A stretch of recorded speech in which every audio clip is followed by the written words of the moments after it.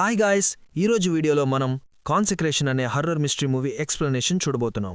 ఈ మూవీ చాలా ఇంట్రెస్టింగ్గా ఉంటుంది, సో ఎండ్ వరకు చూడడానికి ట్రై చేయండి. ఓపెన్ చేస్తే కథలో మెయిన్ ఏడైన గ్రేస్ని చూపిస్తారు. గ్రేస్ని ఎప్పుడూ ఒక గార్డెన్ ఏంజల్ ప్రొటెక్ట్ చేస్తుంటుంది. తను రోడ్ పక్కన ప్రశాంతంగా నడుచుకుంటూ వెళ్తుండగా సడన్గా ఎక్కడుండో ఒక నన్ను వచ్చి గ్రేస్ని షూట్ చేయడానికి గన్ పాయింట్ చేస్తుంది. అసలు ఈ నన్ను ఎవరు? గ్రేస్ని ఎందుకు చంపాలనుకుంటుంది? గ్రేస్ని కాపాడే ఆ గార్డెన్ ఏంజల్ ఎవరు? ఇవన్నీ మనం ఇప్పుడు మూవీలో చూద్దాం.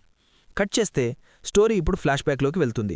గ్రేస్ ఒక హాస్పిటల్లో కంట్రీ డాక్టర్గా వర్క్ చేస్తుంటుంది. ఒక ముసలావిడికి ఐ ప్రాబ్లం చాలా ఎక్కువగా ఉండడంతో గ్రేస్ తన మెంటర్ని కలిసి ఆమెను మీరు ట్రీట్ చేయండి అని రిక్వెస్ట్ చేస్తుంది. హాస్పిటల్ వర్క్ అయిపోయిన తర్వాత గ్రేస్ ఇంటికి వచ్చి ల్యాప్టాప్లో ఏదో వర్క్ చేస్తుండగా సడన్గా పవర్ పోతుంది. అప్పుడు గ్రేస్కి ఇంట్లో తనతో పాటు ఇంకెవరో ఉన్నట్టు అనిపిస్తుంది. గ్రేస్ ఇల్లంతా చెక్ చేస్తుండగా తన వెనకే గోస్ట్గా మారిన నన్నుంటుంది. కానీ గ్రేస్ తన వైపు చూసేలోపే ఆ నన్ మాయమైపోతుంది. ఆ సమయంలో డిటెక్టివ్ హారిస్ గ్రేస్కి కాల్ చేసి స్కాట్లాండ్లోని కాన్వెంట్లో నీ బ్రదర్ చనిపోయాడని చెప్తాడు. హారిస్ గ్రేస్తో మీ బ్రదర్ని ఎవరైనా హత్య చేశారా లేదా తనే ఆత్మహత్య చేసుకున్నాడా అని ఇన్వెస్టిగేషన్ చేస్తున్నామని చెప్తాడు. నెక్స్ట్ డే గ్రేస్ స్కాట్లాండ్కి వెళ్ళగా హ్యారీస్ ఆమెని పికప్ చేసుకుంటాడు. హారిస్ గ్రేస్కి అసలు ఇదంతా ఎలా జరిగిందని క్లియర్గా చెప్పడం కోసం తనని కాన్వెంట్ దగ్గరికి తీసుకెళ్తూ కాన్వెంట్లో ప్రీస్ట్ డెడ్ బాడీ మాకు దొరికింది. మా అనుమానం ఏంటంటే మీ బ్రదర్ ముందు ప్రీస్ట్ని చంపేసి ఆ తర్వాత తను కూడా సూసైడ్ చేసుకున్నాడేమో అని గ్రేస్తో అంటాడు. దానికి గ్రేస్ నా బ్రదర్ ఇంకొకరిని చంపేంత చెడ్డ వ్యక్తి కాదు అండ్ తనని తనే చంపుకునేంత పిరికివాడు కూడా కాదని అంటుంది. ఆ కాన్వెంట్లో నన్స్ అందరికీ ఒక లీడర్ ఉంటుంది. ఆమెని అందరూ మదర్ సుప్రీం అని అంటారు. ఈ మదర్ సుప్రీమే మూవీ స్టార్టింగ్లో గ్రేస్కి గన్ పాయింట్ చేసేది. కాన్వెంట్ దగ్గరికి వచ్చిన గ్రేస్ అండ్ హ్యారిస్కి ఆమె వెల్కమ్ చెప్తుంది. మదర్ సుప్రీం గ్రేస్తో ప్రీస్ట్ని చంపింది నీ బ్రదర్ కాదు, ఒక డీమన్ ప్రీస్ట్ని చంపేసింది. పరిస్థితుల ప్రభావం వల్ల నీ బ్రదర్ సూసైడ్ చేసుకున్నాడని చెప్తుంది. కానీ గ్రేస్ ఆమె మాటల్ని అసలు నమ్మదు. తన బ్రదర్ని ఎవరో కావాలనే చంపేశారని బలంగా నమ్ముద్ది. అండ్ గ్రేస్కి నన్స్ అంటే అసలు ఇష్టం ఉండదు. సో గ్రేస్ మదర్ సుప్రీంతో చాలా రూడ్గా మాట్లాడుతుంది. ఇక్కడే మనకు ఒక ట్విస్ట్ రివీల్ చేస్తారు. మదర్ సుప్రీం గ్రేస్తో మాట్లాడే టైంలో ఒక క్రాస్ని తన చేతిలో హోల్డ్ చేసి ఉంటుంది.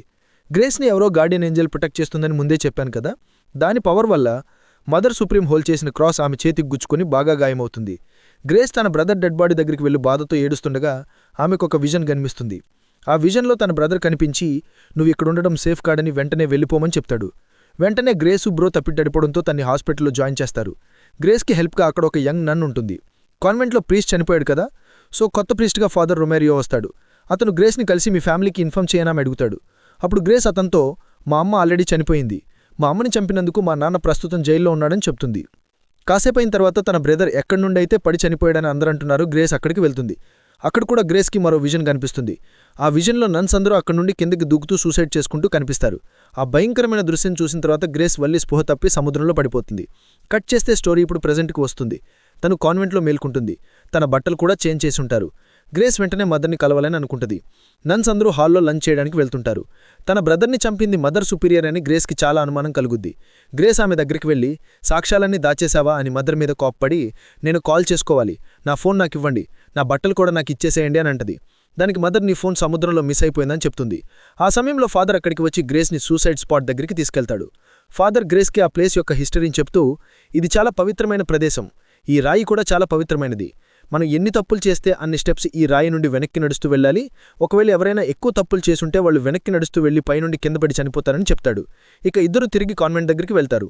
ఇద్దరు కాన్వెంట్లో జరిగిన హత్యల గురించి మాట్లాడుకుంటుండగా ఆయన గ్రేస్తో మదర్ సుప్రియరే నీ బ్రదర్ బాడీని క్లీన్ చేసింది, అసలు ఎందుకు అలా చేశావని అడిగితే చనిపోయిన తర్వాత బాడీని దేవుడు ముందుకు తీసుకువెళ్ళాలి, సో అందుకే అలా చేశానని చెప్పింది.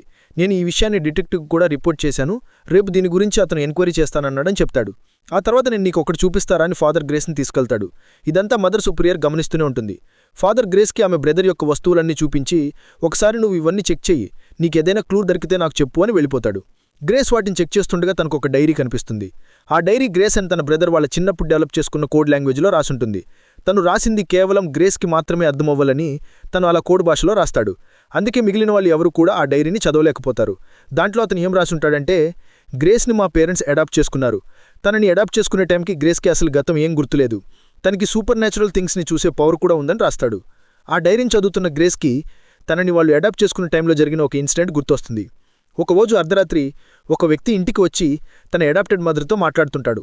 అప్పుడే గ్రేస్కి తెలుస్తుంది తన అడాప్టెడ్ ఫాదర్ సముద్ర తుఫాన్లో ఇరుక్కుపోయాడని. అంతవరకు చదివిన తర్వాత గ్రేస్ డైరీని పక్కన పెట్టేస్తుంది. అయితే గ్రేస్కి పక్కనే ఉన్న మిర్రర్లో ఎవరో రూమ్ నుండి వెళ్తున్నట్టు కనిపిస్తుంది. నిజానికి డోర్ క్లోజ్ చేసి ఉంటుంది. మరి రూమ్ అవతల వైపు వెళ్తున్న వ్యక్తి ఎలా కనిపిస్తున్నారు? అసలు ఇదేంటని గ్రేస్ డోర్ ఓపెన్ చేసి చూస్తే అక్కడ ఎవరు ఉండరు. ఫాదర్ నన్స్ దగ్గరికి వెళ్ళి, అసలు ప్రీస్ట్ని చంపింది ఎవరు, మనిషా లేక దయ్యమా, నిజం చెప్పండి. పోలీసులతో గేమ్స్ ఆడాలనుకుంటే మీరు చేసే పనికి జైలుకి వెళ్తారని అంటాడు. అప్పుడు మదర్ సుపీరియర్, అసలు ఆ డైరీని నువ్వు గ్రేస్కి ఇచ్చి ఉండాల్సింది కాదు, తన్ని మనం అసలు నమ్మలేమని అంటుంది.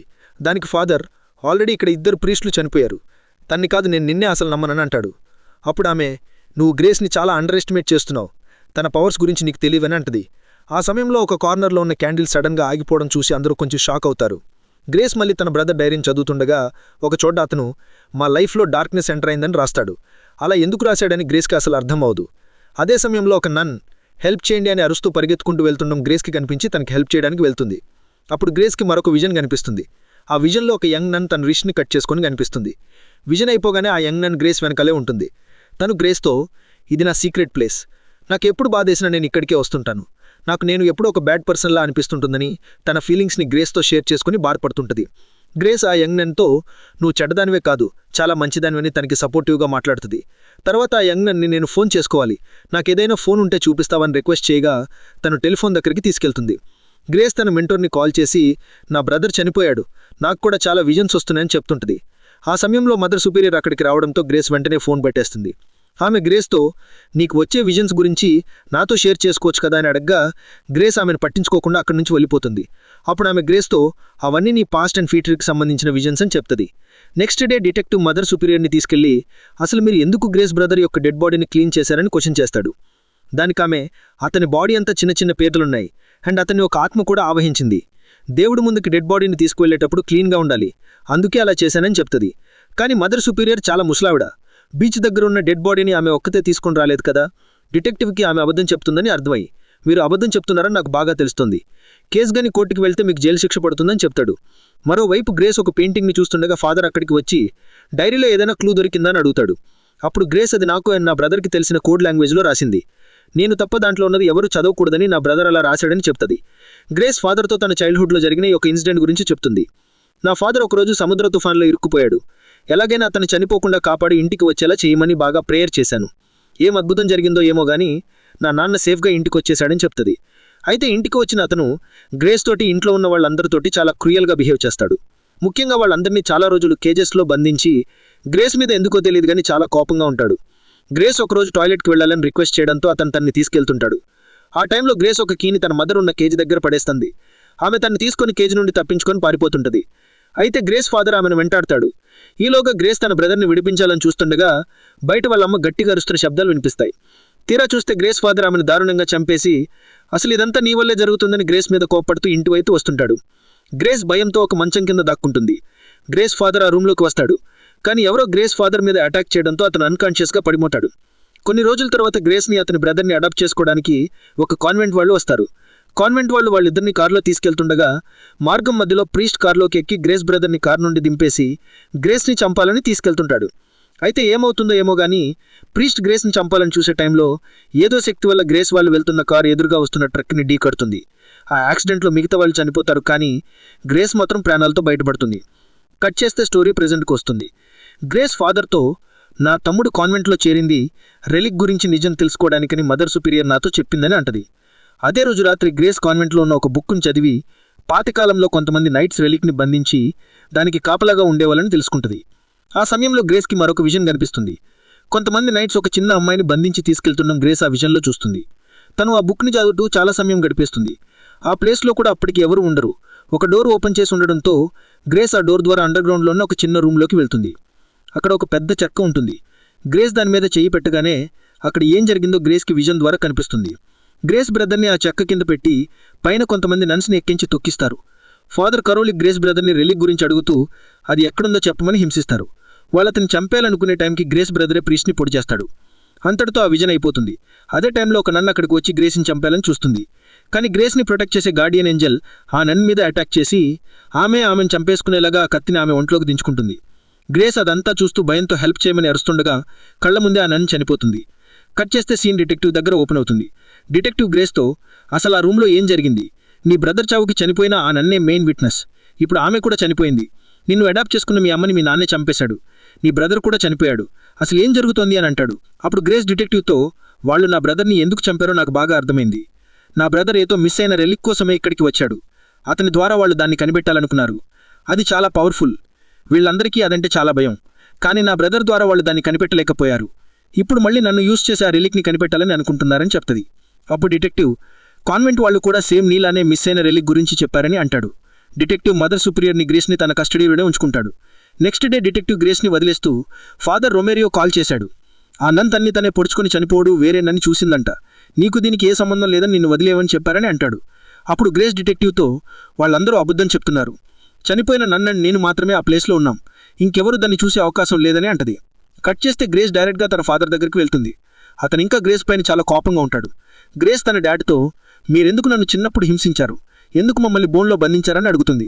దానికి అతను, నేను నిన్ను అడాప్ట్ చేసుకున్నా కూడా కన్న కూతురి కన్నా ఎక్కువగా చూసుకున్నా, కానీ నువ్వు సైతానికి చెందిన దానివి, నీ వల్ల ఎవరికీ ఏమవ్వకూడదని నిన్ను బంధించాను, నిన్ను అప్పుడే చంపేసి ఉండాల్సిందని అంటాడు.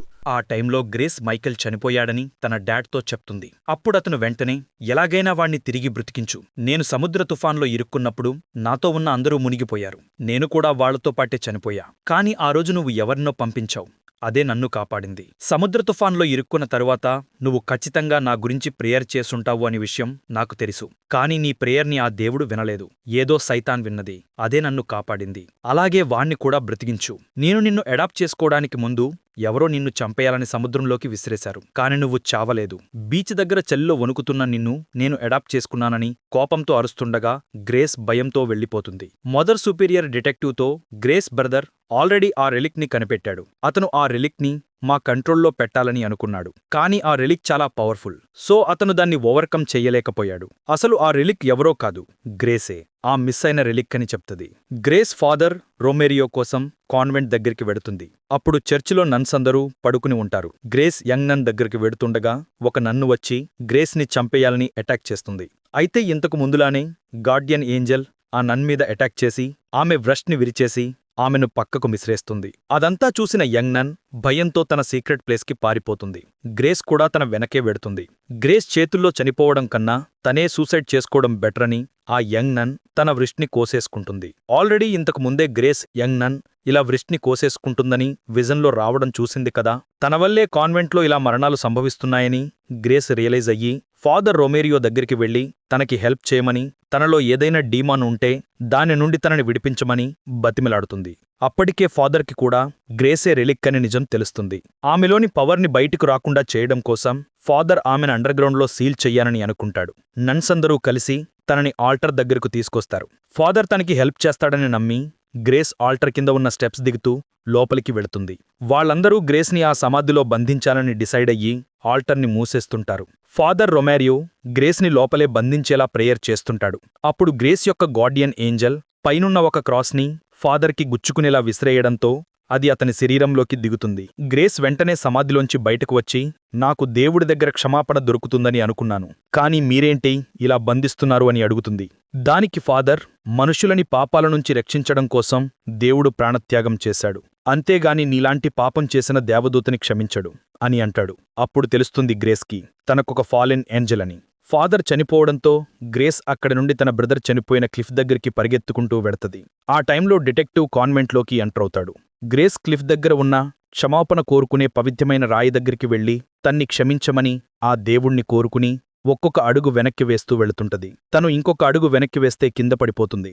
అప్పుడు డిటెక్టివ్ అక్కడికి వచ్చి, వాళ్ల మాట విని నువ్వు చనిపోవద్దు, వెంటనే అక్కడ నుంచి వచ్చేసేయని అంటాడు. కాని తనకున్న చివరిదారి అదే అని గ్రేస్ ఆ క్లిఫ్ మీద నుండి కింద పడిపోతుంది. నిజానికి గ్రేస్ని కాపాడుతున్న ఆ కంటికి కనిపించని డెమానిక్ ఫోర్స్ ఆ గార్డియన్ ఏంజెల్ ఎవరో కాదు, అది కూడా గ్రేసే. మొదట్లో గ్రేస్ ఇంట్లో కరెంటు పోయినప్పుడు గ్రేస్కి ఎవరో తన ఇంట్లో ఉన్నారని అనిపించిందని చెప్పాను కదా, అక్కడ ఉంది కూడా గ్రేసే. గ్రేస్ మీద ఎవరూ అటాక్ చేయాలనుకున్నా కూడా గ్రేస్ ఫోర్స్ అక్కడికి వచ్చి వాళ్ల మీద అటాక్ చేసి వాళ్లనే చంపేస్తుంది. వాళ్ల నాన్న తన అమ్మని చంపేసిన తరువాత తన్ని ఎక్కడ చంపేస్తాడేమో అని గ్రేస్ మంచం కింద దాక్కుంటుంది కదా, అప్పుడు గ్రేస్ ఫాదర్ని కొట్టింది కూడా గ్రేస్ ఫోర్సే అన్నమాట. ఇలా ప్రతి సిచ్యువేషన్లో గ్రేస్ ఫోర్స్ తనని కాపాడుకుంటూ వస్తుంది. పైనుండి కింద పడిన గ్రేస్ బాడీ గురించి డిటెక్టివ్ వెతకగా అతనికి ఒక్క ట్రేస్ కూడా దొరకదు. మదర్ సుపీరియర్ డిటెక్టివ్తో, గ్రేస్ ఖచ్చితంగా చనిపోయి ఉండదు, తను చాలా పవర్ఫుల్ అని చెప్తుంది. అలా కొన్ని రోజులు గడిచిపోతాయి. క్లిఫ్ మీద నుండి కింద పడిన గ్రేస్ ప్రాణాలతో బయటపడుతుంది. కాని గ్రేస్కి కాన్వెంట్లో జరిగిన ఏ విషయాలు గుర్తుండవు. తనలో ఒక డిమానిక్ ఫోర్స్ ఉందనే విషయం కూడా గుర్తుండదు. అన్నీ మరిచిపోయి తను ఆప్థమాలజిస్ట్గా తన లైఫ్ని నార్మల్గా లీడ్ చేస్తుంటది. మొదట్లో ఒక ఓల్డ్ లేడీకి ఐ ప్రాబ్లం ఎక్కువగా ఉందని చెప్పాను కదా. అయితే గ్రేస్ ఆమెకి ఆ ప్రాబ్లం పోయేలా ట్రీట్ చేసిందని తెలిసి తన మెంటర్ ఆశ్చర్యపోతాడు. నిజానికి గ్రేస్ యొక్క డెమానిక్ ఫోర్స్ ఆ ఓల్డ్ పేషెంట్కి ఉన్న డిసీజ్ని తన పవర్తో క్యూర్ చేస్తుంది. ఇక కథ చివర్లో మదర్ సుపీరియర్ గ్రేస్ని చంపేయాలని గన్ పాయింట్ చేస్తుంది. అయితే సడన్గా ఒక కారు వచ్చి ఆమెను గుద్దించడంతో ఆమె అక్కడికక్కడే చనిపోతుంది. నిజానికి ఆ కారుతో వచ్చి గుద్దింది కూడా గ్రేస్ యొక్క డెమానిక్ ఫోర్సే. ఫ్రెండ్స్, మా ఎక్స్ప్లెనేషన్ నచ్చితే తప్పకుండా ఒక లైక్ ఇవ్వండి. ఛానల్కు కొత్తగా వచ్చిన వారైతే సబ్స్క్రైబ్ చేసుకోండి. తప్పకుండా ఈ సినిమాపై మీ అభిప్రాయాన్ని కామెంట్ బాక్స్లో రాయండి. Thank you.